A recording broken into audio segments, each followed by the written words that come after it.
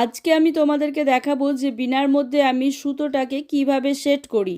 তো প্রথমে দেখো যে বিনার স্ট্রাকচারটা করে নেওয়ার পরে অল্প একটু ক্লে নিয়ে আঠার সাহায্যে গোল করে লাগিয়ে নিলাম।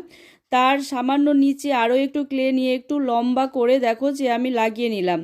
তারপরে সুতো নিয়ে নিয়েছি, এখানে তোমরা যে কোনো ধরনের সুতো নিতে পারো, আমি এখানে হোয়াইট কালারের সুতোটা নিয়েছি। আর এইখানে যেহেতু ছোট একদমই, তো সেই মাপ মতো আমি সুতোটাকে আগে কেটে নিয়েছি। তারপরে ওপর থেকে নিচ পর্যন্ত এইভাবে আঠার সাহায্যে দেখো যে কিভাবে লাগাচ্ছি, গ্লুর সাহায্যে এইভাবে আমি লাগিয়ে নিলাম। তো এইভাবে প্রত্যেকটা সুতোকে আমি লাগিয়ে নেব। আমি এখানে 3টে সুতো ইউজ করেছি, আগেই মাপ করে কাটা ছিল, আর সেগুলোকে এইভাবে আমি পেস্ট করে নিয়েছি।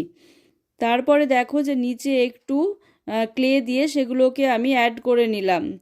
ওপরে একটা আমরা বাঁধনের মতো দিয়ে নিলাম যাতে সুতোগুলো খুলে না যায়। তো এই হয়ে গেল দেখো আমাদের একটা বিনা। তো কেমন হলো বিনাটা অবশ্যই জানাবে। ধন্যবাদ সবাইকে।